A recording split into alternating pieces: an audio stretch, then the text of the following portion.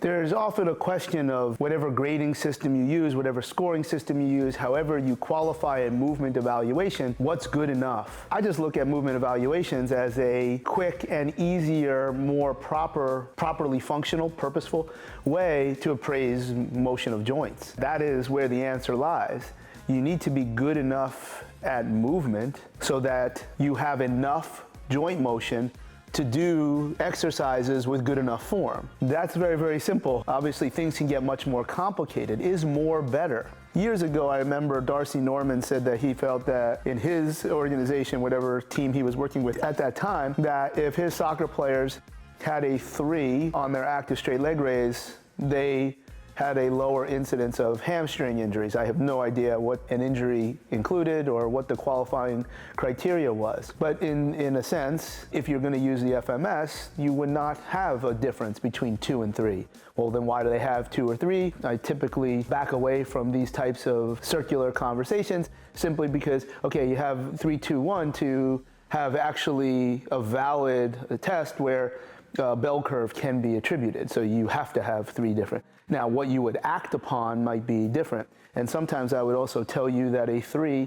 is much worse than a 2, meaning you're very, very mobile, but you don't have enough stability, motor control, strength to maintain safe mechanical positions for fitness. And we know that what you can do in a body weight or different type, you want to call yoga fitness, I would not, but those positions that clearly don't have the same subscription to the mechanics of kettlebell swings and deadlifts, etc. There's different rules for different things. But again, it doesn't change if you care about yoga. You need to move well enough to actually do the yoga pose. Not everybody can do that. Now, can you change the yoga pose? Yeah, of course you can. Well, that's not really how yoga is supposed to be done. Okay, well then do it different. Like, that's what do you want me to tell you? Like, the answer to what is good enough movement is good enough so that you have good form when you train. That in itself can mean a number of different things. Well, why can't I just have somebody train and judge the movement that way? I'm like, well, you can, but what happens if maybe on the 2nd or 3rd rep, they crumple in pain, which is something that you could have learned, and not that they would have crumpled in pain, but there might have been something that you might have made a different decision if you had done some type of movement evaluation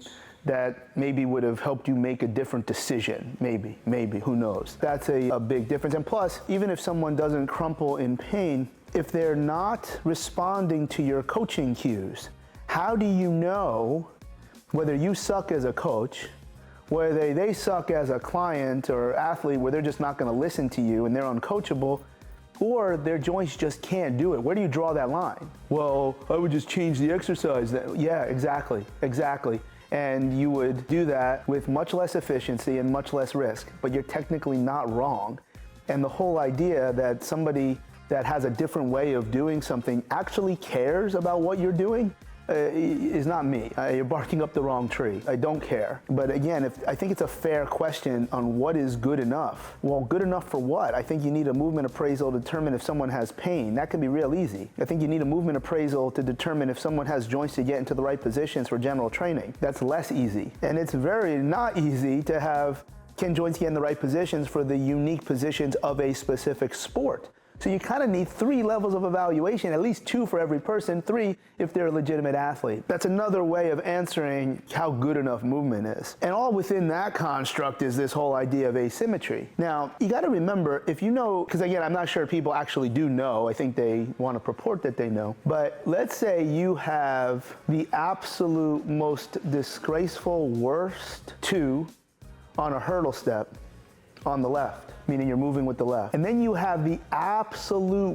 best 2 you could possibly have on the other side, on the right, with the right moving. That is an enormous asymmetry that would be reported as a 2-2 because you're always going to score down if you're not sure. You are 100% sure by the criteria these are both 2s. That is asymmetrical, and you go to work and you ignore it. Now, you would still use the same coaching eyes and coaching standards that if their step-ups or their sprinting looks miserably asymmetrical, well then that asymmetry did matter. But this scoring system did not prevent you or even guide you, because it wouldn't prevent you from doing anything. It wouldn't guide you. It wouldn't ask you to review your decisions. it would be considered symmetrical. So when you bark about asymmetries of any model, but I know these are typically geared towards the FMS, then remember, if I have my shoulder mobility, that is, if I'm at 1.1 inch away, and then the other one is 1.49 inches away, that's symmetrical. And that's an enormous asymmetry if you measured it with a goniometer or looked at wherever the primary factor was. Maybe it was through the thoracic or some type of unique scapular control issue. That being said, like I said before, nothing prevents you from doing anything. You still move on and coach. It's just that when you have those asymmetries and you're using the floor, you're using the bar, you're using a bench, you're using different environments that the asymmetry gets relatively eaten up, and that asymmetry has to be made up somewhere in the body, you may not see it as overtly as you would in something that's more open chain. So not only are you allowed to do this? Is my movement good enough? You can do anything you want. These types of concepts are really just guiding you to what you think or what someone else thinks might happen next.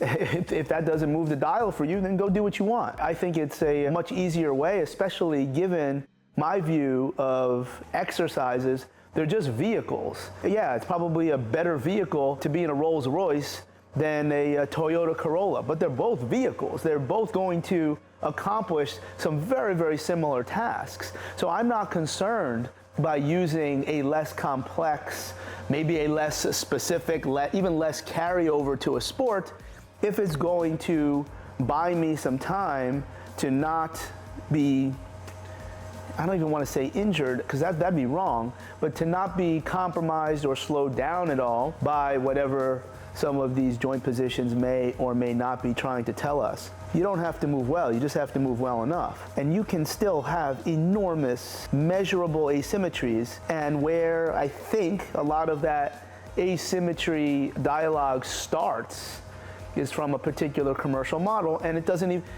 even make sense. Maybe the last thing too we can talk about is those asymmetries that happen after injury, and you actually did have a score or a pre-test of some sort.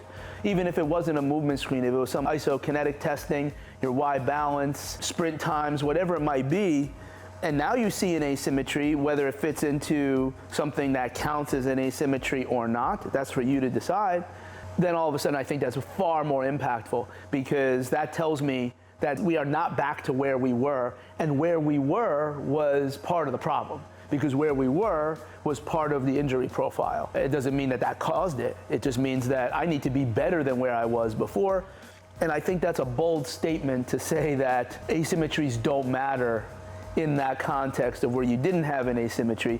You had a real injury, whatever happened, there was an earthquake and a truck ran into you, and now you do have an asymmetry. To say that that doesn't matter, I think that's really, really questionable. Remember, I'm also coming from somebody who's now going on almost 10 years where I've actually done an FMS. I know that that's something that brought me to the dance, but I use the concepts. Like, I've grown out of requiring this standardized box to it, but I would still use every single concept and every single piece of logic of a different FMS, the functional movement system. And all of that would still apply. If I had different work settings, I probably would still be using it. Or I'd have somebody do it for me and generate that data, because I don't have the pre and post.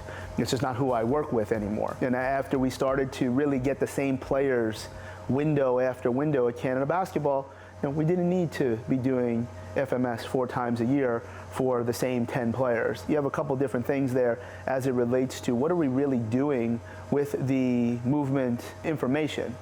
And remember, you can always do whatever you want. There is no red flags. Just because one person finds that their risk tolerance for training someone, that's not part of any message. Not mine, not yours, nobody. You do whatever you want. I might tell you I wouldn't do it that way. Here's why. That doesn't move the dial. Go do it your way. See how that works out for you.